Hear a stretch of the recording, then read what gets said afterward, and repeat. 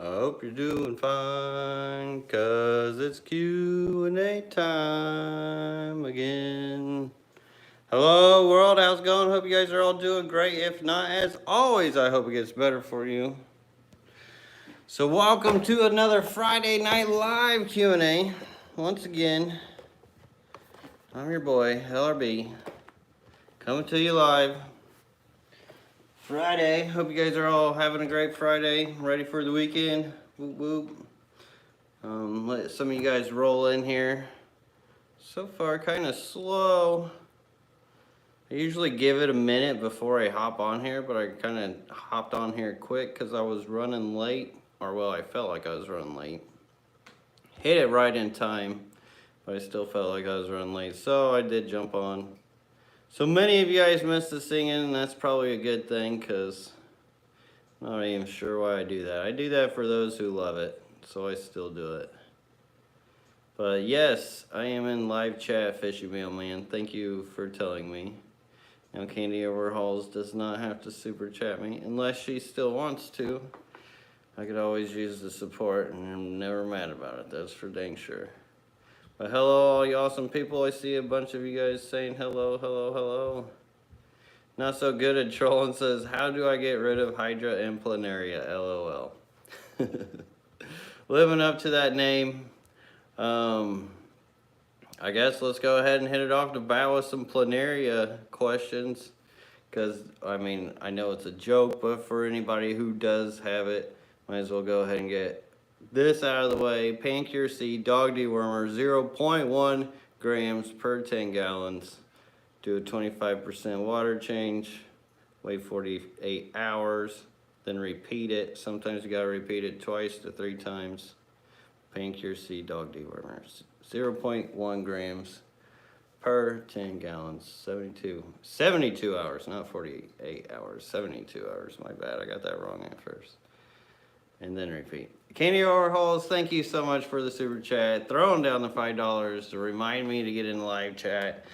Fishy Mailman did beat you to tell me to get into live chat, but your support, Candy, is absolutely appreciated. And thank you, thank you, thank you, thank you, thank you, Candy. I really, really appreciate it. And I hope all is well with you. And if you guys noticed, I had some videos out for you guys this week. I'm trying to hit videos on Sundays and Wednesdays for you guys, and then we'll continue the Friday Night Live Q&As. Get this going a little bit more actively, and yeah, get back into it, because I've been playing in the fish room a lot more lately. I've got all my supplies in for my water change system I'm about to build. I mean, I still got this project to finish over here, this one on the side, some other ones I'm super excited to get into, so watch out for that stuff. And I was talking about a unusual floaters video last Friday, which I'll have out for you guys this Sunday. I rolled out the other 2 videos, and I think it's best just to stick with like a steady amount instead of just like throwing them all out there. Just water for me tonight, Craig, but great to see you in here. All right, scrolling for questions. Carla Mullenkamp, how do I introduce scuds into my tank? Really, add them wherever you can find them. You can find them. Some people do sell just scuds by themselves. Maybe ask in the chat. Somebody probably knows where to get some right off the bat. I don't know in particular where to get them myself. I haven't shopped for them. I do know one guy, there's this guy named Sabu. I knew he had some with his Amano shrimp. I would ask him, but that's like more of a personal thing. S. Kirkpatrick says, do you have Madagascar rainbows? I do not have Madagascar rainbows. They're more of a top water rainbow, pretty cool rainbow. But I do not keep them currently. Wild Bear Cat TV says, I know you're working on some kind of new projects you have going on. Can we see if the Wi-Fi is all right? So yes, this is one project I'm working on. See, the thing is, I've got so many projects, and since I have to videotape them, they take so much longer. Like, this should all be done. Like, I wish I could just run and gun through this, but it's like, nope, you gotta wait on supplies for this, or you gotta wait on supplies for that. Next thing you know, the week's gone by, you're way off schedule. So there's a lot of organizing within it. So that's a 215 down there. We'll have some cool stuff going on up here. I can't talk about that too much. And then yeah, here's another project that's going out. And then here's another project right here. This is one I'm gonna start hitting this weekend. Is this little pump thing I got going on, which I'm excited about. Which I'll be sharing with you guys. I'll be making videos of it, amongst other videos and subjects and things I need to be hitting. Like you guys ask really great questions a lot of times, and I'm like, oh, I see the comment. I'm like, I should just make a video of this and just tell you guys it all as once because it'd be easier that way. But unfortunately, every time I look at the clock, it's just like, oh, really? It's that time already? But anyways, we're getting a lot of things done. Either way, we're here for you guys' questions. So back to questions. Benjamin DeWald says, if you could only breed one species of fish for the rest of your life, what would it be? That's a tough one. That's a real tough one. I want to say tetras. That's the one that comes off the top of my head. But I struggle at breeding tetras. But I think that's why I would want to go with tetras still. Part of me wants to say rainbows and guppies because, well, I could breed those all day. And I'd forever have fish. But if it was just tetras, I'd definitely have to put more into it. Self-Ernid, I hope I said that last name right. If not, I'm sorry. Says, would love to see you on Joey's new podcast, Aquariums Unfiltered. Do you think you would have time for that? Yeah. I think I would have time for that. And there's a lot of people that I've been needing to do podcasts and streams with for a long time that I would like to start scheduling more time in it. Now, I'm not going to plan on traveling much this year. Just really, I've got so much going on in the backyard, so many projects here, I just can't. So I've already got that in the forefront of my mind. So everything's planned a lot better. So hopefully I'll be able to start freeing up time for more types of podcasts and what other live streams there may be. Patrick Nedley, thank you so much for the $5 super chat, Patrick. Always great to see you in here, brother. Says, 2 fish, Jesus. My Rosa Maiden Crimp sent out a 8-inch vertical that almost flowered. Anyway, to encourage this growth, thanks much. Best thing to do with it is not really mess with it. When it does flower like that, and it's really cool when the Rhodon Mason does flower, and that's cool that it did it for you already. That's awesome, Patrick, because usually it takes a long time to really establish. I don't know how long you've had it for, but that's awesome to hear. Beautiful when those Rosa Maidens flower, but yeah, the best thing to do is not touch it. Like, yeah, you can do your normal, like, 25% water change or small water change, but best thing is to not disturb it too much because it's liking how it's living as it is. That's awesome to hear, and thank you so much for the support again, Patrick.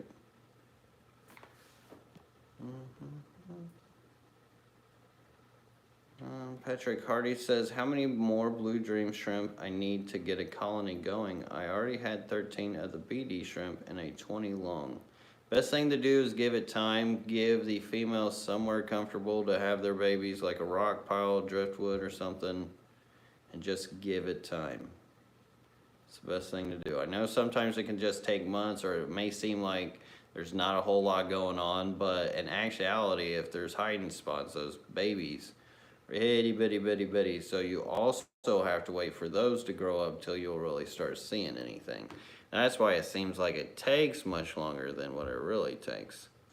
So let's say if the female gets pregnant and that one doesn't take, it's going to take even longer. Because sometimes they'll drop their first set of eggs and go off their second set. Then you got to wait for the young ones to grow to really see anything. So just give it time. Douglas Ben Schroeder. Once again, hope I got that name right. Says, oh, thank you so much for the $5 super chat, Douglas. I really, really appreciate it. Says, what is your favorite strain of guppies you have on your site? I would have to say my favorite is definitely the fire and ice guppies. Just because the females are really beautiful and just the colors that come out of them are amazing.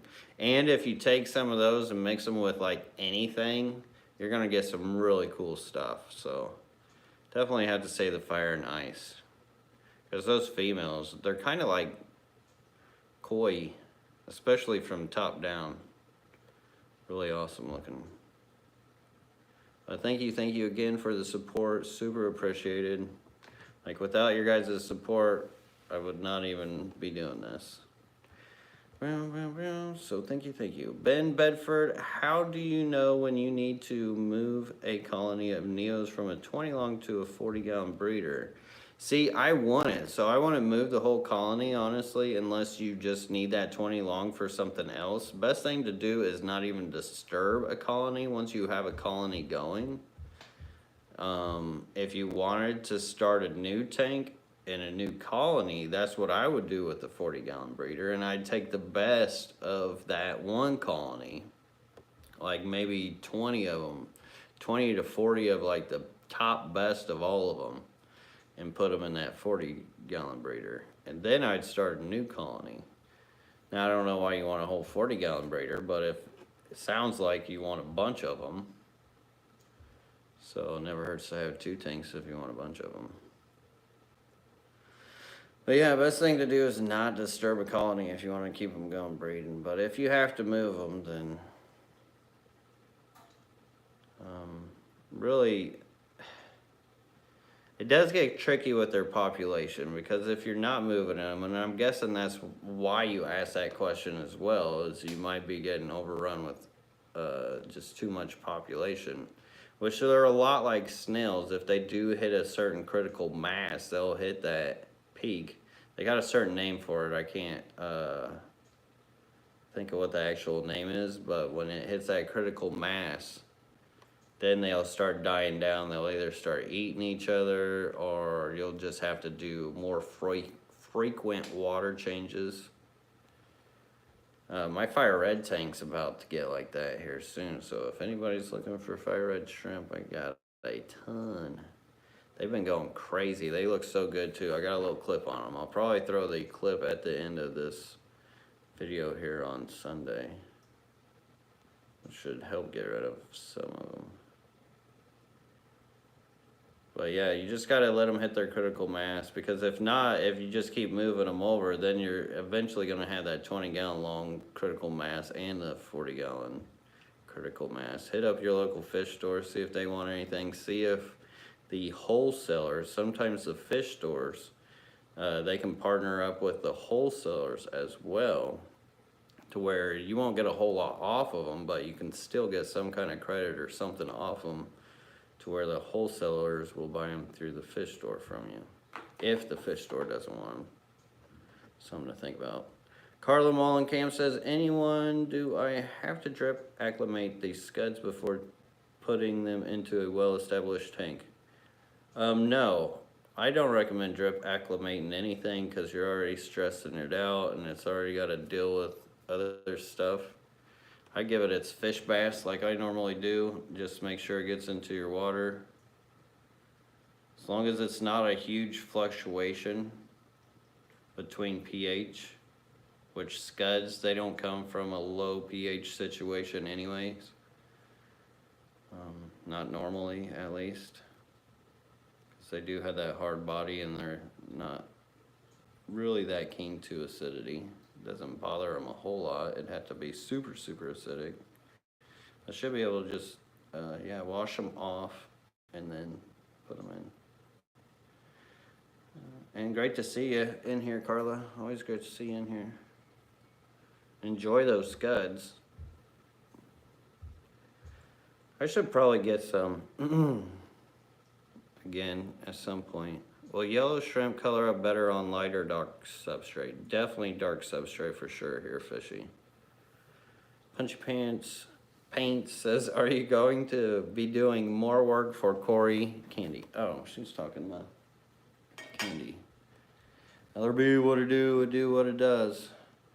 Candy Overhaul says, oh wait, she's talking to Pam. I should have known that. Eric Wyrock, like Anchorman, just reading off the teleprompter here. Ooh, I got a better joke, but I'm not going to say it because it's political. Eric Wyrock, rummy nose tetras are swimming mid-water and breathing rapidly. No ammonia, low nitrates. Oops, I did not mean to delete that. I'm sorry for deleting your message there, Fishy Million. My finger gets crazy sometimes. But Eric Wyrock says rummy nose tetras are swimming mid-water and breathing rapidly. No ammonia, low nitrates, 7 pH, and airstone in the tank.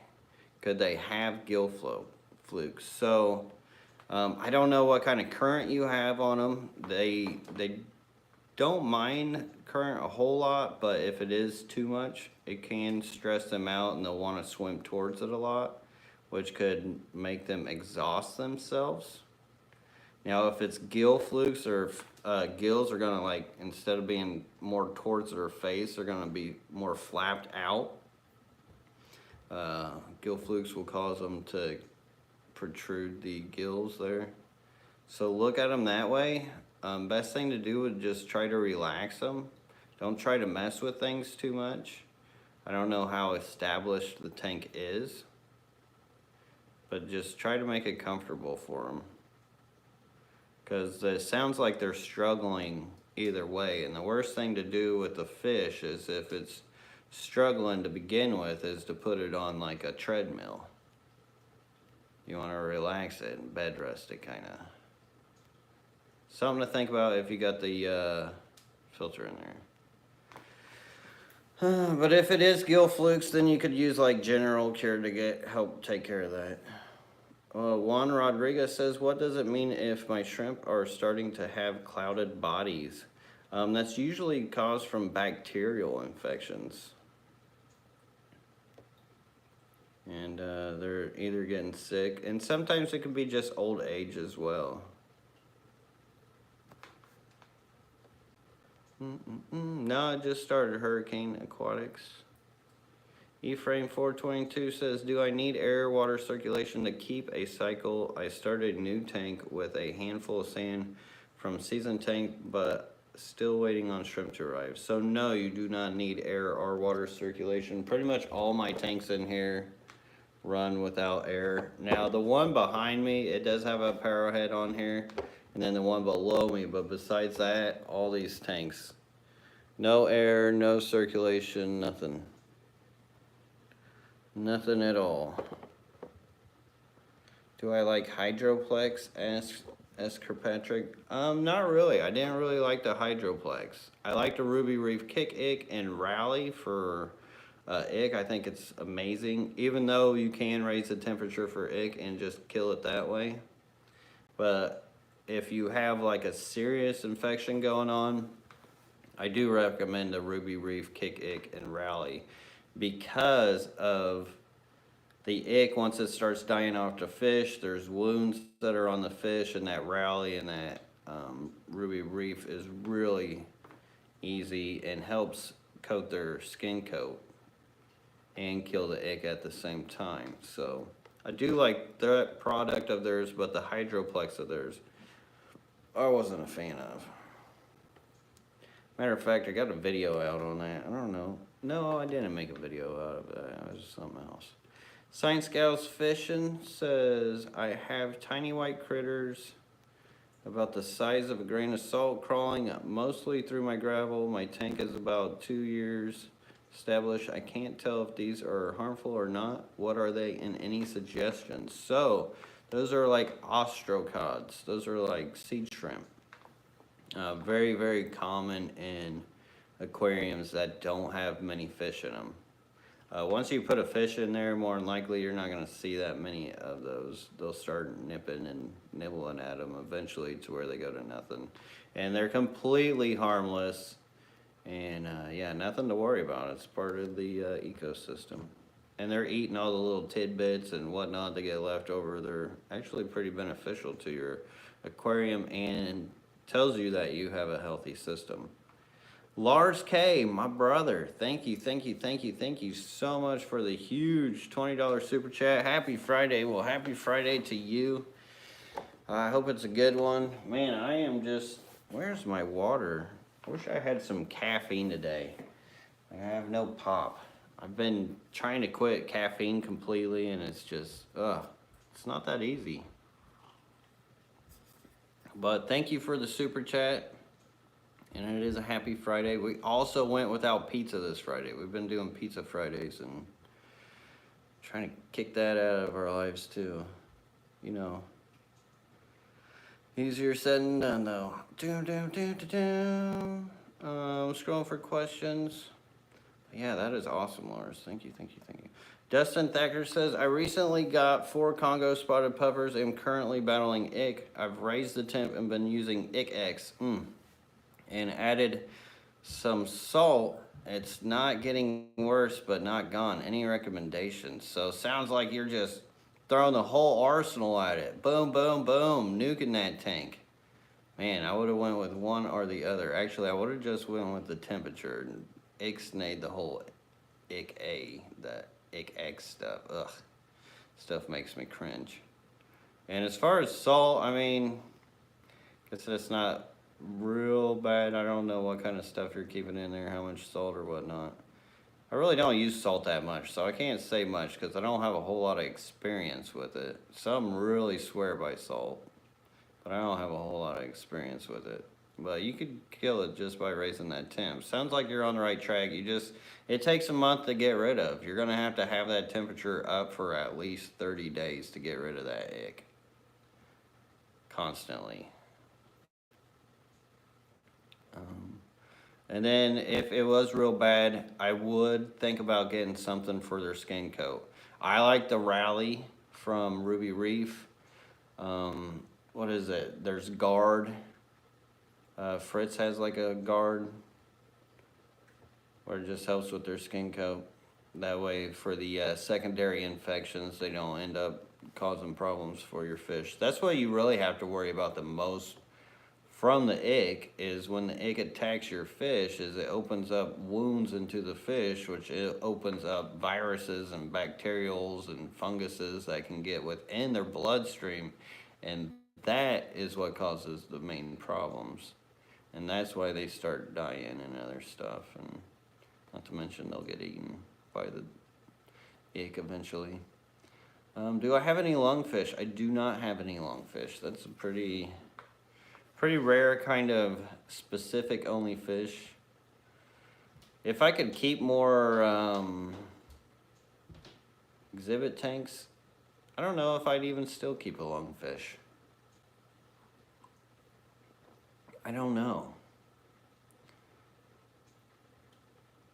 I mean, they're really cool, and I've seen them many times. It has never really crossed my mind. Douglas Ben Schroeder says, do you do fish YouTube as full-time job? Yes, so mostly fish as a full-time job, and then YouTube kind of comes secondary. I try to do YouTube as much as I can, when I can, and I am planning on doing more and more now that I'm getting more organized, but I've built myself into quite a situation in the last couple years where, I mean, when I had an employee, I'm like, oh yeah, I can build all these systems and all these tanks and do all this because I got somebody to help do maintenance for me. And then I don't no longer have their help, and it just added a whole lot to my plate. And then I was trying to get this project done back in the backyard, and there'll be a lot to come with that. I'm still working on all that footage for that. That's a whole can of worms in itself. But yes, I do all this. It's a lifestyle at this point. I live as my lifestyle. That's the best way to live, if you had to ask me. If you can live as your lifestyle, you're more free. Well, thank you, Classic J, for becoming a fairly new subscriber. Glad to see you in here. Appreciate all you new subscribers. Every day I see you guys coming in. Thank you. Keeps me going. Makes me feel good. Naomi H2O says, any tips for setting up Caridina shrimp? Have very soft acidic water out of the tap, but any other tips for settling them and breeding them? So if you already have soft acidic water coming out of your tap, you don't have to worry about the specific substrates that much. You could pretty much use anything. You could use sand with them. You could use Eco Complete really with them, which many would say would raise your pH, but it won't. I've done it. But as long as you have soft acidic water and some remineralization is what you'll really need, because depending on how soft that water is, you're going to want to hit a range around 140, 180 to really get them into the breed mode. Really kind of 160 is a good point. I never try to say one pinpoint to be specific for main breeding, because there's always fluctuations in there, but you do want to hit around there for breeding them. Now they will survive in less. Matter of fact, I've got neocaridinias in here. I just tested the TDS on this tank. This one right here is only 60 TDS, where you see those tetras going by that moss trap. But there's neocaridinias actually living in there, breeding in there. But there's, I mean, they've got to be living off of something. But I mean, even caridinias, they can go to that low of TDS, but doesn't make it prime for like consistent breeding, because the shrimplets don't always do the best within that parameter. So as long as you're hitting those marks between 140, 180, you're good to go with your remineralization. And go for mostly GH when it comes to your mineralization, not so much KH. But you won't have to worry about the specific substrate, which is nice because you have that water. And T's Fish Tanks, thank you so much for the $5 super chat. It is awesome of you, T's Fish Tanks. Thank you, thank you, thank you. Says, how's the pond stream going? Oh, well, you just answered it. Any more info? Yes, so we'll be coming out with more. Like I said, it's a process because I've got hours of footage of that, and it's a story within itself. Like, it's a huge story within itself. And I want to do some justice instead of just like throwing it out there.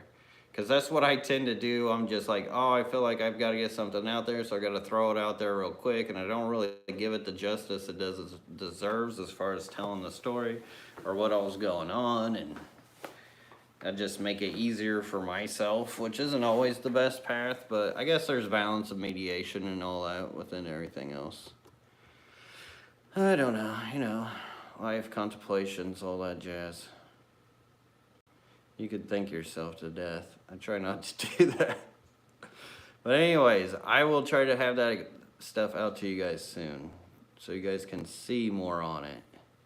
And the stream is, it's doing good, but it needs work. Like it's flowing, but it's flowing towards my deck, and there's some issues. I've already dug some of it back up. And yeah, anyways, thank you for the super chat. I don't know, that pond, I was super excited about it, but then it just kind of became a thorn in my side. But I'm gonna try to fix it for sure. Fish and shrimp, that's the truth right there. I mean, I've got to thank Aquascape for helping me with like the products and stuff for the filtration, but the guy who did it for me, he really shouldn't be doing any ponds for anybody. You really shouldn't. Is it possible? Just, and my property was, it just, yeah. It's best for me to put it all together so you guys know that I'm, and can judge for yourself. Fish and Shrimp by Rich says, is it possible for TI color shrimp? Is it possible for TI color shrimp? I'm guessing that's some kind of typo, and I can't decode that.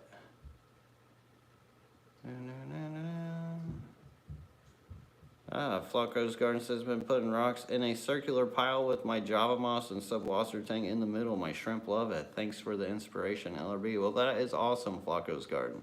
And see, that's creative. See, that's kind of fun. Like, it's like building a little city, a metropolis for your shrimp to live in, and you can see them coming in and out of it and all that stuff, and they love it, you love it.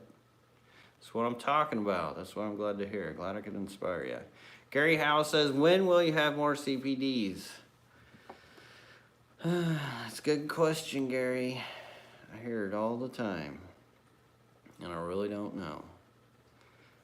Benjamin DeWald says, LRB, my bristlenose male kicked his first clutch eggs out of the cave. Oh, excuse me. After 2 days, what went wrong? That's a good question. Maybe they were infertile. They were stinking. He didn't like them. He knew he had to get rid of them before it clouded up and mucked up his cave. That could have been the possibility and more likely the culprit.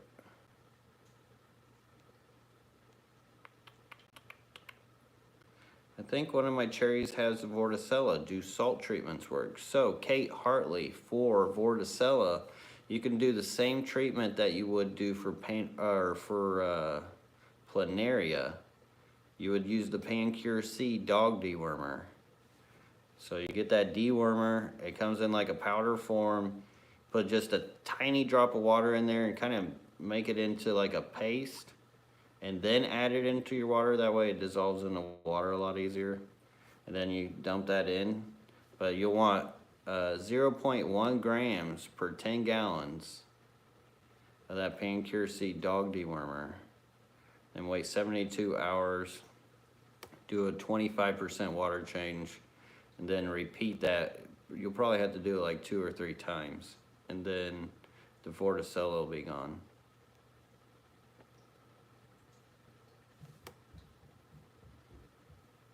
Little rascal, oh, no lungfish, oh well. Every time, like when I think of lungfish, I always think of Dean's lungfish. If you guys know Aquarium Co-op and Dean, who hangs out with him all the time, Dean's Fish Room, he has a lungfish. It's really cool, and how he feeds it is really wild. But they like excrete all this slime and other stuff, and I run no filter tanks. I don't know how that would do with a no filter tank. I don't know if I would want to try it with a no filter tank. And a big reason why I run no filter tanks is because I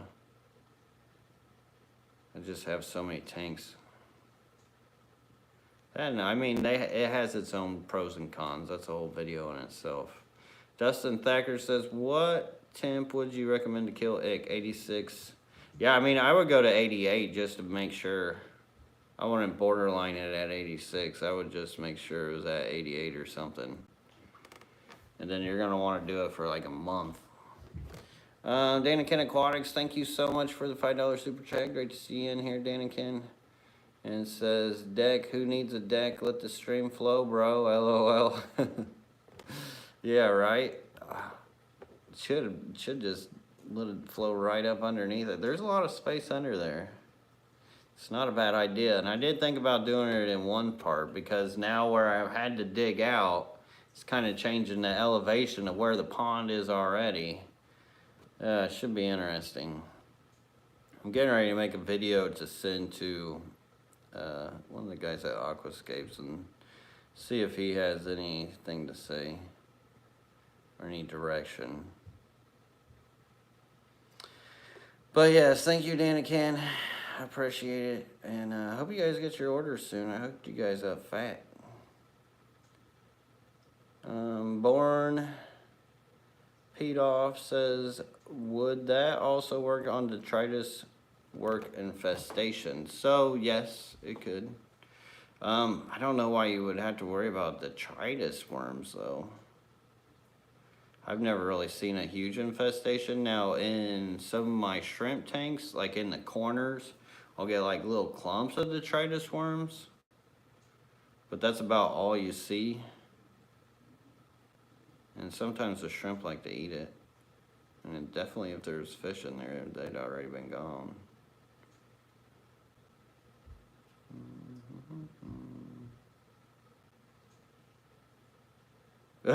Fishy Mailman says, Lucas, lungfish would be fine in theory without a filter. Just would be gross. Yes, it would be gross. And actually, you know, I don't know how that stuff would spread out. I guess if you had snails in there, and some microorganisms would probably eat that stuff up. You know, Mother Nature has its way to equalize pretty much everything. Timothy Darling, thank you so much for becoming a member. That is awesome of you, bro. Thank you, thank you, thank you, thank you. And thank you to all my members for the support.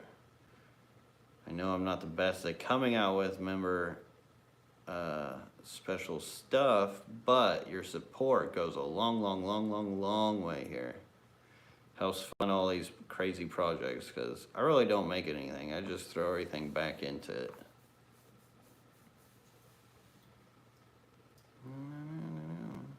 We are starting to make a breaking point, though, to where, like, even though my problem, like, that's one of my favorite parts about the fish hobby, too, is just building stuff. So I am running out of space. I am running out. I feel like I got to go back because, well, that looks better.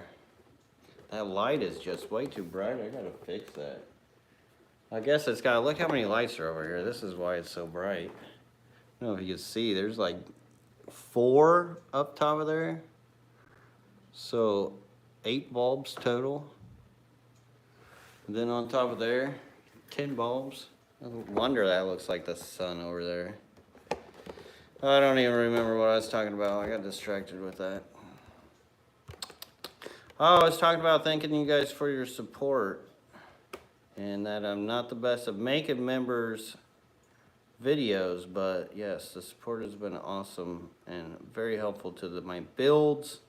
And yes, one of my favorite things about this hobby is just building stuff. Using that good old ingenuity, creatism, whatever, creativity. Anyways, I'm rambling. Robin, are grindle worms worth culturing to feed my bettas and other small fish? They're kind of creep me out, but look like something the fish would love. Well, Robin, the thing about that is if they creep you out, and it's a culture you got to keep, and you got to keep it going, your small fish, your bettas, they would absolutely love it. They would snack on it like it was no tomorrow.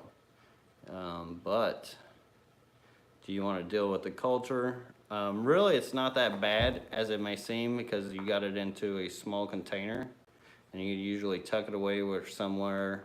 It doesn't really smell. There's no smell unless you open up the lid. But it's really not that bad. I would say maybe try it, and if it doesn't work for you, you don't like it, it's not your avenue, then don't continue. But I mean, it's always worth a try. Definitely. Timothy Darling, thank you again for the support. $10 super chat. That is awesome. Thank you for the super reds. All made it and are doing great. Well, you are welcome. Glad to hear it, Timothy. And I hope they colonize for you really well. And thank you again for the support. And I am, oh wow, I'm actually towards the bottom here. And sorry if I miss any of your guys' questions. Once again, I cannot read all this stuff at once. My arm, I've got to like keep I got to get a better system. I run this all off my phone and a gimbal just because it's easy, it's run and gun. That's how I like to do it. Then I can take you guys places. Used to take you guys all over the fish room. You guys would be like, oh, can we go see this? Can we go see that? I haven't really done that for a while. I need to probably go through and do a fish room tour, like a live fish room tour. I thought about doing that.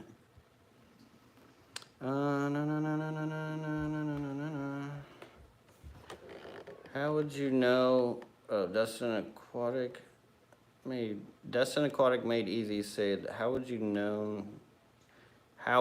get known in the YouTube community? I've been making videos for 3 years on YouTube and been not getting much views. How did you do it? So, I actually came from Facebook a long time ago. It's kind of funny how everybody's making these videos about how Facebook sucks. And I was like, man, I was way ahead on the curve on that one. Facebook used to think I was a bot because I would send so many messages helping people out. I was in like all the groups. That's when the groups were actually kind of cool. It wasn't like all full on censorship and everything else, or just like trying to jump on this or giving all kinds of crap info. It's been forever since I've been in one of those groups, but I've been seeing videos about them. But anyways, they thought I was a bot, so that's what pushed me over to YouTube. So quite a few people knew me through like the forum days, and kind of like how Rachel O'Leary was with Monster Aquariums. I was well known in Planet Tank, .net, Aquatic Plant Central, and then I've always kind of been in the hobby in the background and just kept rolling it and rolling it. And eventually I landed into YouTube and started making these videos. And they were pretty cringe, especially the first ones. I keep them up just to stay humble, like, hey, there was my roots. That, and it's kind of like a journal for me. I mean, I know many people will delete videos like that just because it doesn't look good for the channel, but I really don't care. But I started doing the conventions. I got really well known for my shrimp. I won quite a few international awards for my shrimp, and I was also judging international competitions, and I was flying all around the country giving talks. So all of these things combined into the growth of the channel. So it wasn't just one specific thing. It's a multitude of getting myself out there, trying to help others. I think what really got me here was my will to want and my like to help others. Like, I don't just sit here just, oh, I'm sitting here for you guys, it's all for you guys. No, I mean, I enjoy helping you guys. If I were to do all this stuff, it would just be in vain. It would be terrible for me to do all this and not share it with people, because that would not help anybody. It would just be like, it would be for my own vanity, and I couldn't do that. So I think that has helped me a lot within the YouTube community as well. And then the amazing support that I get from everybody has helped keep me driven from it, or driven on the path as well. I mean, because being a YouTuber, like, a lot of you guys see what's going on in front of the camera, and of course, I know many of you guys know life is life. There's all kinds of things in between. It's not always easy, which it's hard for me to complain. Like, I'm definitely blessed. You should always count your blessings, and then you always will realize that life really isn't that bad. And the only person who can direct your upwards growth is really within yourself, and you have to trust and rely in yourself. Nobody else. You can't excuse anybody else. You can't blame anybody else. You can't expect anybody else. You have to do it. But just keep driving at it. Think about like what your audience would want to see.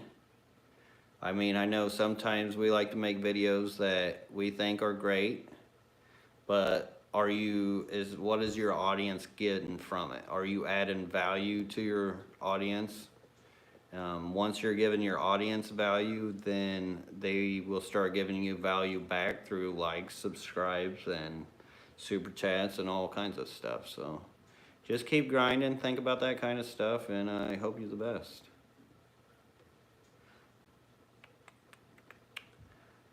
Fishy Mailman says, Lucas, what's the word on Killifish Carnival or events for you to get some killies at? So the Killie Carnival is coming up here early May. Matter of fact, I have to remind Sarah again, which I see her in the chat here. We've got to get a room for that. Ask Haley, she's in the chat too, Oddball Aquatics. Ask her what the exact date is, because I don't know. See, Sarah used to take care of all my scheduling.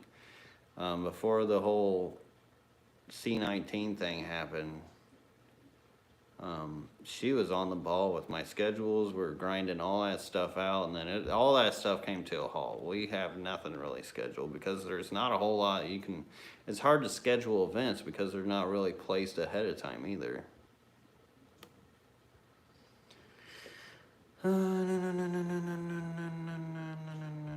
But we're changing things up here.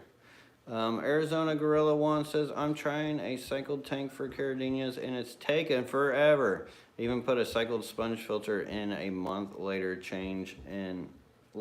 change in ammonia. Is the low 6 pH holding things up? So yes, bacteria has troubles establishing so much in a acidic value of water, like low 6 pH. I wouldn't be judging your cycle off an amount of ammonia, so I wouldn't be testing for ammonia to figure out if your tank's cycled or not. If you see any speckles of algae or anything like that within your aquarium, then you're cycled. If you got biofilm in your aquarium, you're cycled. But yes, the more acidic the water is, the less bacteria that'll grow, the slower it'll grow too. That's why a lot of the fish that are farmed are kept in lower pHs, and then they come to higher pHs, and that's where the pH swing comes into play. And that's why pH was preached for so long, for years, was because of that difference, because all these fish aren't used to the bacterias and things that are living in this harder water, that their immunities and skin coats just weren't ready for it. And that's why a lot of fish had problems. And it's not as bad as it used to be, but back in the day, it was a huge issue. And why they always preach pH. I don't follow any pH. I always go off of TDS. If I want to find out if I've got acidic water, I use a TDS meter, never pH. The only thing I ever test in my fish room is TDS, ever. And that's just to know if I've got softer or harder water going on. Now granted, my fish room's a little more controlled, so I know what's in the water, what's not in the water. So that definitely helps. But really, for the most part, pH as a goose chase can be, depending on you have airlines and other situations. So just be careful with pH. I recommend TDS meters. Danican Aquatics, thank you so much for the $5 super chat again, brother. Thank you. And or Danny, thank you. And just having fun while doing it. Yes, indeed. Because if you're doing YouTube and you're not having fun with your videos and the stuff that you are creating for your community, then, I mean, what are you really doing if you're not having fun? Like I said, this has become a lifestyle to me, to where I just live it now. So I constantly work, but it's not like work, because it's what I love. It's my lifestyle. It's like what I go through the day for. You figure that out, you can set yourself up pretty good as an individual. But thank you again, Danny and Ken, for the super chat. Gary House, thank you so much for the $5 super chat. Says, how's it going? It is going, bro. I can't complain. I'm tired. It's Friday, you know.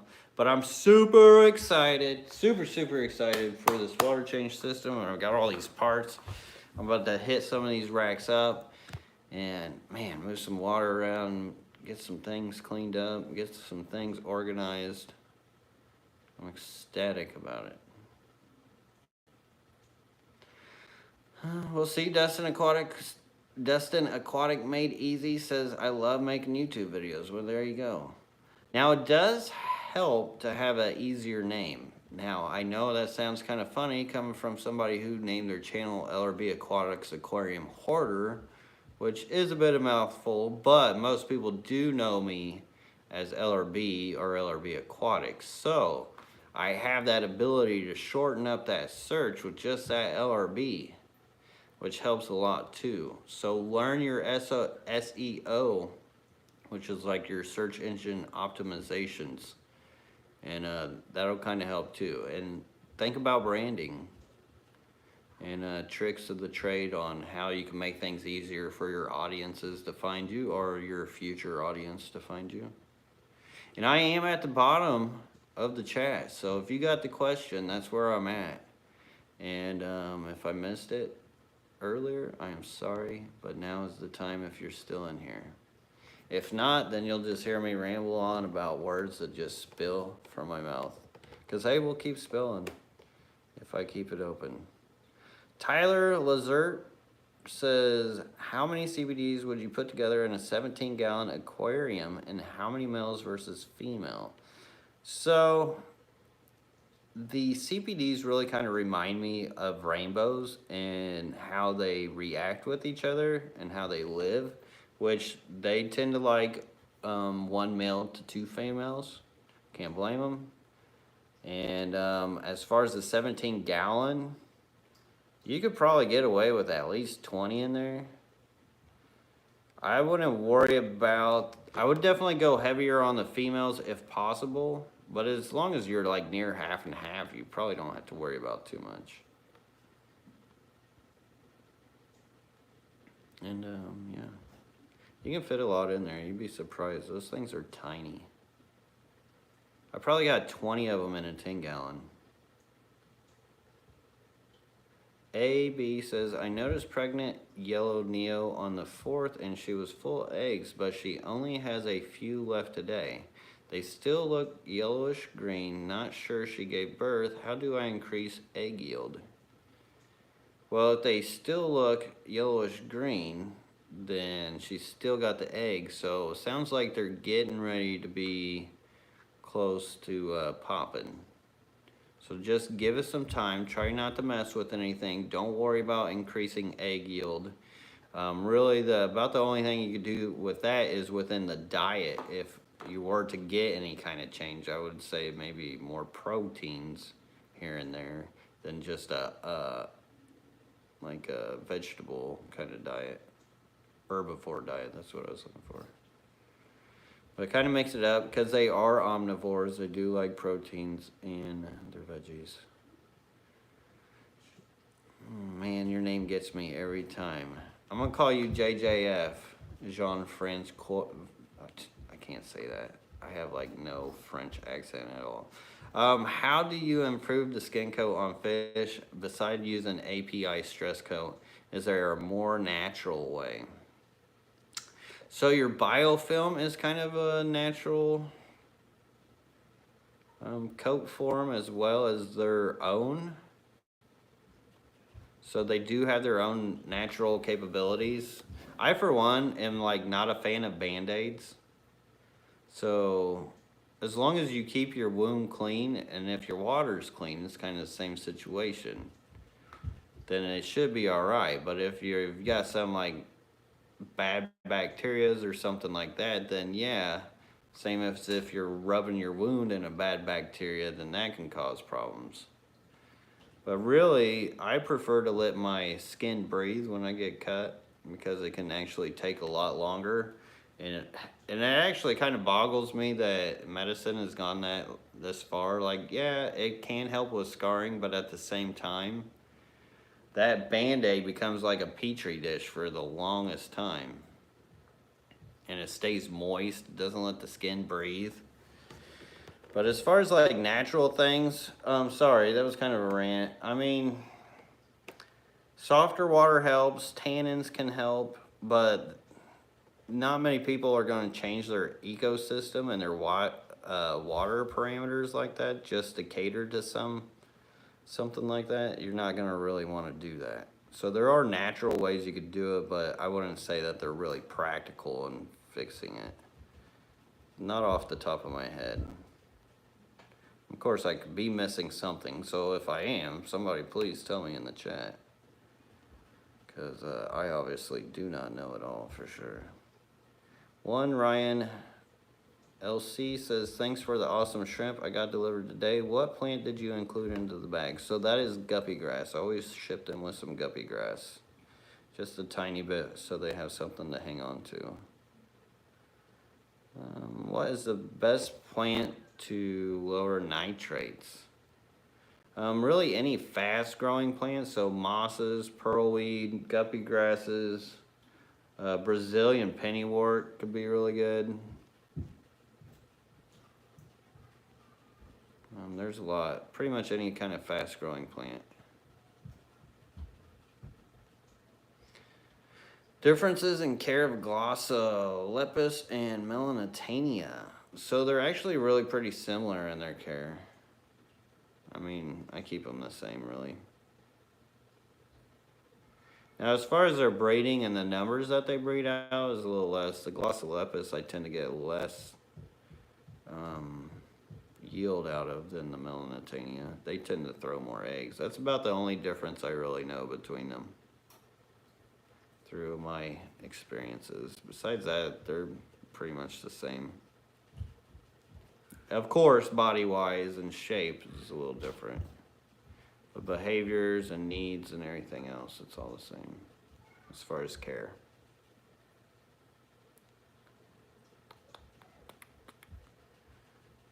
Have you treated columnaris? You know what, Daniel? I'm not really sure.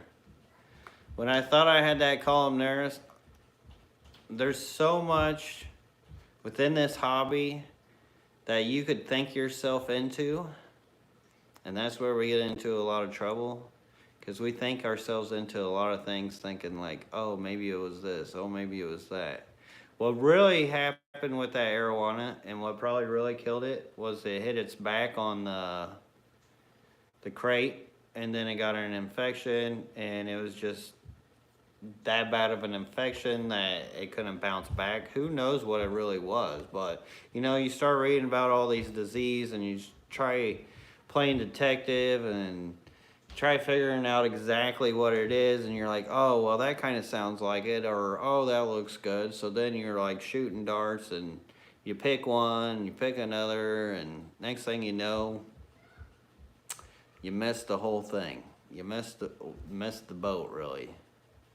And that's what I've learned, is to just kind of let nature take its course on a lot of these fish. Matter of fact, there's this fish in this tank. It's a barb. And it had something go on with it. Here it is. It's got like half a tail, skinny gut. Been like that for months. Most people would have been like, oh my God, the whole tank's gonna die. What am I gonna do? What should I do? What am I gonna do? But you know what? It's just nature sometimes. And that'll happen. So careful with thinking yourself into certain situations. As long as you're keeping the water and the parameters that they would enjoy and lively. See, columnaris, you need to treat with Furon 2 and Kenoplex. Would not dose any of that shit in my tanks. Excuse my language, but that's how I feel about it. That is what that stuff, oh my God, it will talk about ruining a tank and an ecosystem real fast. And it will linger within your substrate, especially if you got substrate. Nope. Big old nopes on all that stuff. Water change, good diet, keep their immunity up, keep them happy. You don't even have to worry about that stuff.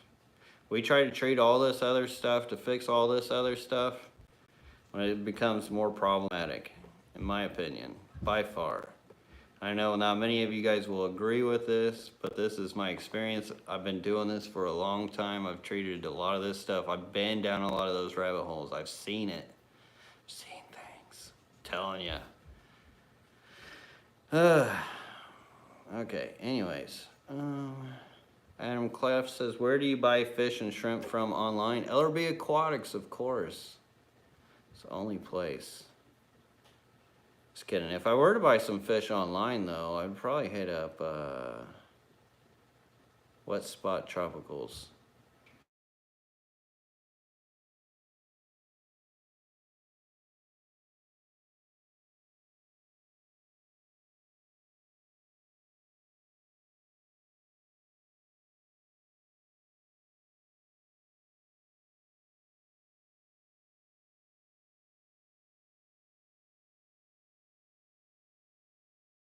It sucks up nitrates for me. Yes, that's a good one, Aaron.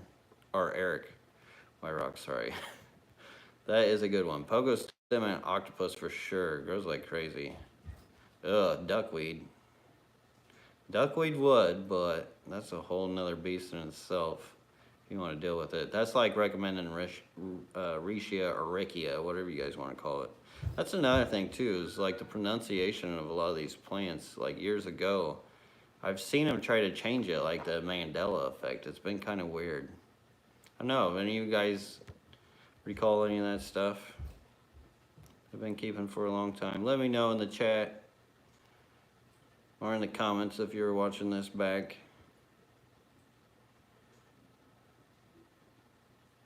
Thanks for confirming the Monos Compester Neos a couple weeks ago. I moved to Monos. Turns out I have a lot more blue dreams than I thought. They were all hiding, I guess. Yes.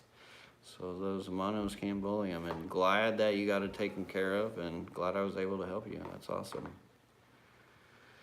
I'm gonna get timed out by Candy. Thanks for the info. It says aquariums maintained by Andy. Well, you're welcome. Thank you so much for the super chat, Andy. Always great to see you in here. In your experience, how cold can White Cloud Mountain minnows go? They can go as cold as it really goes. I mean, they'll live underneath frozen water. They can be out there all year round. Just don't let the ice get into them. Like, as long as there's a water underneath the ice, they're fine. But if it's just like a solid block of ice, you're not gonna revive them back out of that.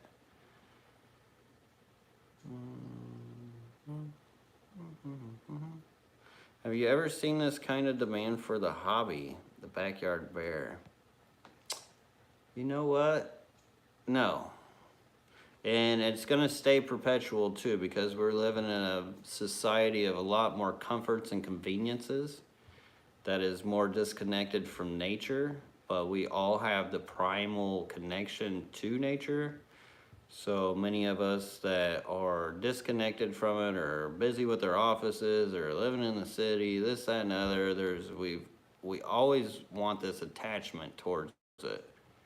And with the way that products and shipping, everything else, it's primed for the hobby. Definitely primed for the hobby. And the hobby still has a lot to fill. I mean, I think we still export at least over 90% of our stuff. So there's plenty of room for American-made hobbyists. Jupiter 1 says, why aren't you a fan of Prime? Should I try something different? I mean, there's an old saying, if it ain't broke, don't fix it. So I used to use Weco Dechlor. It worked great for me. 1 drop per gallon for chlorine, 2 drops per chloramine, which is like a certain, I think, trisodium something, which you can just buy that stuff and get it for super cheap. But it made it easy for me for the bottles, because I just stripped the Dechlor in when I did use it. Now, I would recommend a carbon block on your house line if possible over anything. But if you do have to use the Dechlor or anything like that, I don't know. I was a big fan of the Weco. I tried the Prime, wasn't a big fan of it. And then I just hear so many stories of this, that, and the other about Prime. I don't know. I'd rather use a product that doesn't have all that controversy behind it, in my opinion. Audio at LRB Aquatics. No audio? Sound back? That's funny, weird. Okay, well, glad I got my audio back. I almost did a troll for you guys at the beginning of this live stream with my audio. Maybe I'll do it with the next live stream. I didn't do it because I figured, oh, some people might not like me playing a joke on them or whatever, but I don't know.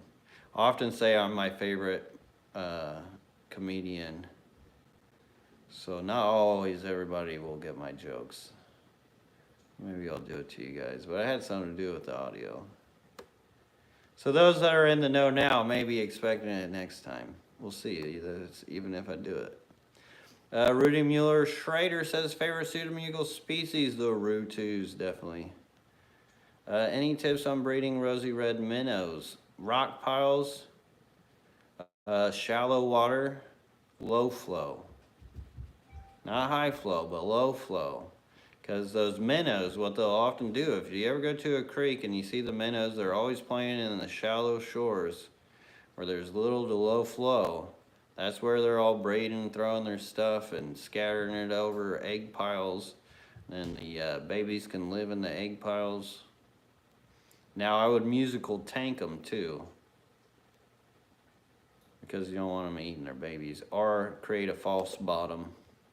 Which, if you guys saw my last video, absolutely golden idea for a false bottom for egg scatterers, which you can even use with the rocks. So what it was is you use this filter material, which you can go to my site and see, or not my site, but my channel, and see my last video that I put out that says golden idea inside. and it'll show you exactly what I'm talking about, like what product. But you can put rocks right over it and then create a false bottom and catch with that. To where if you didn't have multiple tanks where you could just musical fish them, and it'd be less stressful for them as well. Because some fish get used to the musical fish and they're like, okay, now we know we got to breed in the next tank. Some don't like it.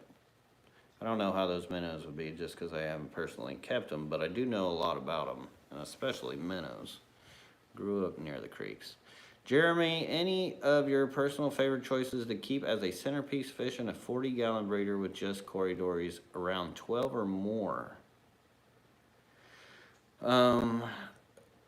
If you're gonna go with the centerpiece, I would say either rainbow fish or angelfish. Gouramis are cool. Even a betta would be cool.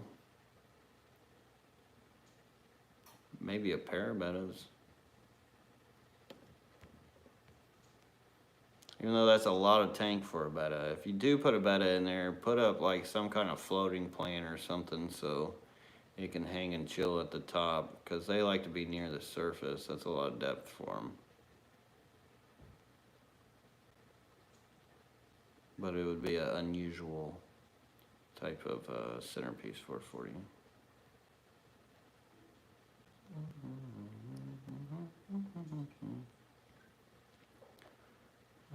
I've seen a crystal red and yellow neo mount. Is there a possibility of them actually breeding? No, they won't cross, unfortunately.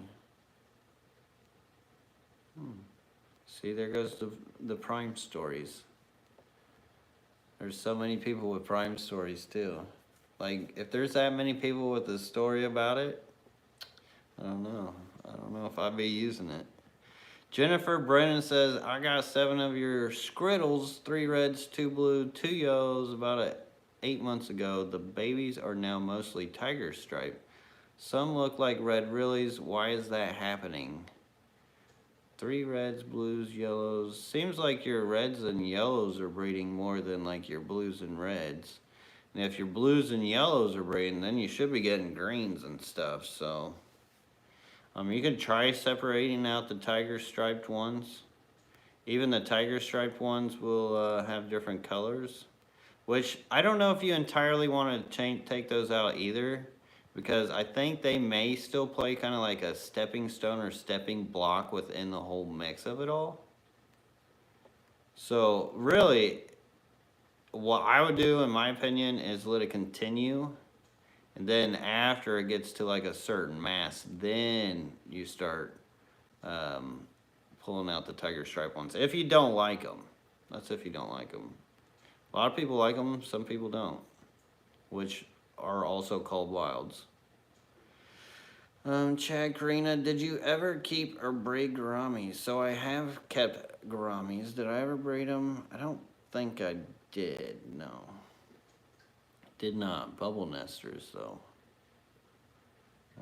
Do a pair of betta macrostomata, they're mouth breeders, or do a pair of... you know what? I've always kind of wanted those. They have been on my want list, and then it was just kind of like forgotten in time. Alfredo Villarreal says, do you still breed any Achilles? So no, I don't breed Achilles, but I do try to pick up Achilles when I can for you guys, just because I know they're hard to get in this hobby, especially the ones that I can get from time to time from like the Achilles Carnival that was going to be in Michigan, up in South Bend here in early May. So if any of you guys are near that area, you guys need killifish, that's the place. Well, one of the places, but no, I just don't have the time to breed them.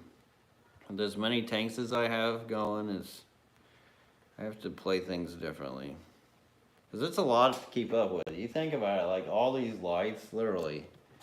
All these lights and these tanks and this water, and like lights don't always work. They don't always stay going. Oh my God. I could ramble on about all that stuff, but I'm not going to. Since we are way over the hour mark, boy, you guys got me rambling. Man, you guys have some decent questions too. I like it when you guys give me questions that I don't normally get towards too. Like, I've been doing this Friday Night Live Q&A for quite some time now. Years. Are albino guppy strains weaker than normal guppy strains? No. And I think not all, even if it's the same guppy line, they're not all created equal either. So even like an albino guppy strain can be weaker than another albino guppy strain. It really depends on the breeder, how they were bred, how they've been dealing with them, what they were breeding them towards. Like some people will breed their guppies to huge fins to where they can't really deal as well within an aquarium. I myself am not a big fan of that, but you know, that can have problems within strains and then later on the lines and all kinds of other stuff.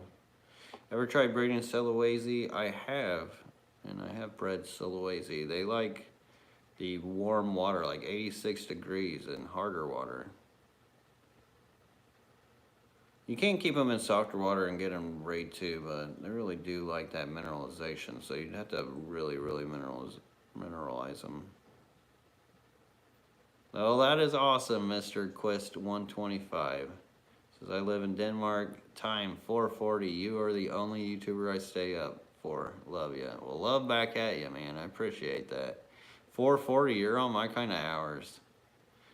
A lot of people don't know this about me, is I usually don't get to bed till like 5, 6 o'clock in the morning.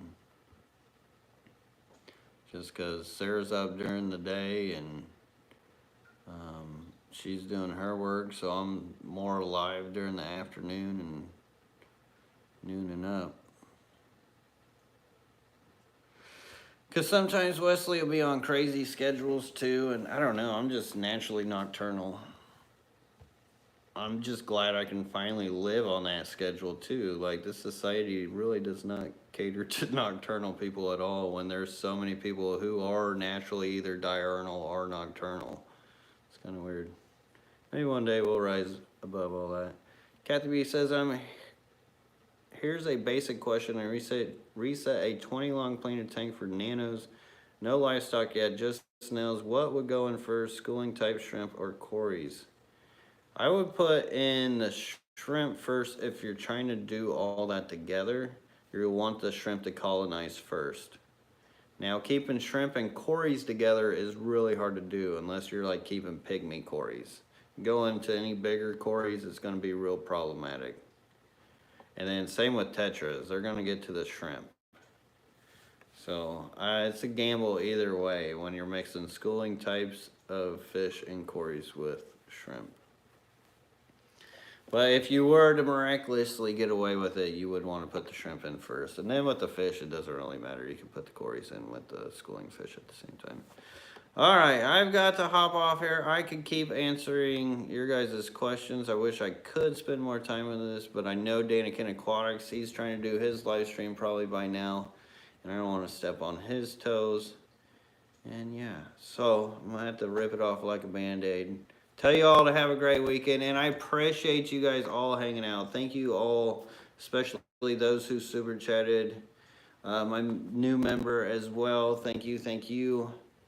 And yeah, I hope you guys all have a great weekend and great seeing you guys. Till next time, peace. And Sunday, I should have a video for you guys. Da-da-da, da-da-da, da-da-da, da-da-da. The end.